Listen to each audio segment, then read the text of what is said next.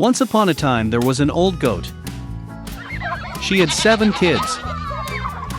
She loved them as much as only a mother can love her children. She was going to go into the forest, bring herbs and branches for lunch. She called all her children and warned them to be afraid of the evil wolf. He often pretends, but you can immediately recognize him by his rude voice and black paws. The kids understood everything and assured their mother that they would be very careful. The old goat set off calmly. Little time has passed. Suddenly, someone knocked on the door and shouted in a rude voice that the kids should immediately open it. But the kids from the rough voice realized that it was a wolf. They answered that it was not mother's voice. Her voice was kind and thin, and this voice was very rude, which means it was a wolf. Then the wolf went to the merchant and bought himself a large piece of chalk. He ate it, and his voice became thin. He came back, knocked on the door, and in a thin voice asked the kids to open it. The wolf put its paw on the window and waits. And the kids saw her and answered that the mother's paws were not black, but white, which means it was a wolf. Then the wolf ran to the bakery and asked to give him some dough. The wolf anointed his paw with the dough. The villain approached the door for the 3rd time, put his white paw on the window and knocked. They saw the kids that the paw was white, and thought that it was their mother.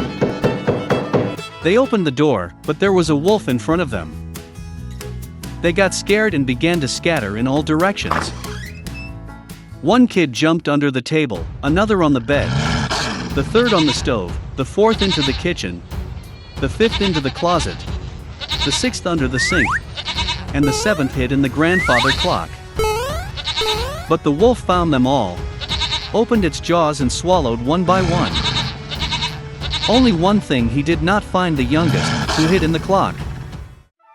Having eaten his fill, the wolf left. He stretched out on a green meadow under a tree and fell asleep. Soon an old goat came home from the forest.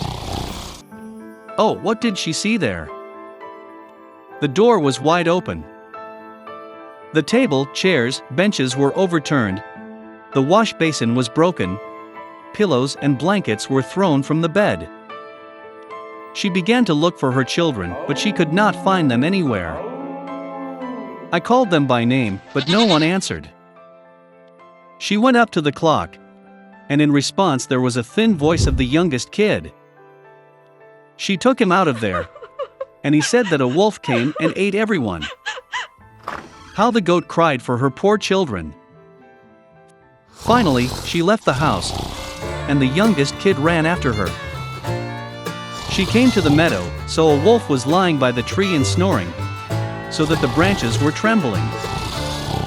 She looked at him from all sides and saw that in his swollen belly something was moving and floundering. She guessed that these were her children, and was very happy that they were still alive. She told the kid to run home as quickly as possible and bring scissors, a needle and thread. Then the goat cut the belly of the wolf with scissors, and from there one kid stuck out its head. And then the others jumped out, all 6, and nothing bad happened to them. What a joy it was! They began to hug their mother, jump and dance. Then the old goat said it would be nice to teach the wolf a lesson while he was still sleeping. They pulled stones and stuffed them into the wolf's belly.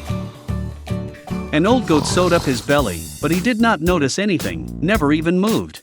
The wolf slept, got to his feet and felt such a thirst in his belly that he decided to drink water from the well. He barely approached the well, bent down to the water, and heavy stones pulled him to the bottom of the well. 7 kids saw this, and began to dance for joy with their mother. That's how they taught the evil wolf a lesson. Once upon a time there was a little, nice girl. She was sweet to everyone who only saw her. But she was the loveliest and dearest of all to her grandmother, who did not even know what to give her beloved granddaughter. Once she gave her a red velvet hat, And since this hat was very suitable for her, and she did not want to wear anything else, they began to call her Little Red Riding Hood. Once her mother asked to take a piece of cake and a bottle of wine to her grandmother. They say that she is both sick and weak, it will be good for her. She ordered my mother not to run away from the road, otherwise she would fall and break the bottle, and then grandmother would get nothing. And when she comes to her grandmother, so that she does not forget to say hello to her. Little Red Riding Hood obeyed, took the presents and sat off. And my grandmother lived already behind the forest, half an hour walk from the village. And as soon as Little Red Riding Hood entered the forest, she met a wolf. The girl, however, did not know what kind of fierce beast it was, and was not in the least afraid of him. She greeted politely. The wolf also behaved very decently, so Little Red Riding Hood told the wolf that she was bringing gifts to her beloved grandmother. And while she was telling how to get to her grandmother's house, the wolf thought to himself how he could eat not only the old woman, but also a pretty girl. And then the wolf thought of showing Little Red Riding Hood a huge meadow with beautiful flowers. Little Red Riding Hood, as she looked at the many wonderful flowers, thought that it would be nice to bring grandmother a fresh bunch of flowers, because that would also please her. Yes, and ran away from the road to the side, and began to collect flowers. Slightly picking one flower, as the other beckons her, it is even better, and she will run after that. And so it went further and further into the depths of the forest. And the wolf ran straight to grandmother's house and knocked on the door. Grandma asked who was there. And the wolf replied in a thin voice that it was Little Red Riding Hood who brought the pie and wine. The old woman believed and ordered to press on the latch and enter. The wolf pressed the latch, the door flew open, and he ran to his grandmother's hut. He rushed to grandmother's bed and swallowed it at once. Then he put on his grandmother's dress and her cap on her head, went to bed and waited. Meanwhile, Little Red Riding Hood ran and ran after flowers, and when she collected as many of them as she could carry, then she again remembered about her grandmother and went to her house. She was very surprised that the door was wide open, and when she entered the room, she called out to her grandmother. There was no answer. The granddaughter came up to the bed and saw grandmother was lying, and she had pulled her cap on her very nose, and it seemed so strange. Little Red Riding Hood asked with bewilderment why grandmother had such big ears. And the wolf answered in a grandmother's voice to hear better. Then Little Red Riding Hood asked why grandmother had such big eyes. To better see you, the wolf answered. And the arms are so big that it is easier to grip.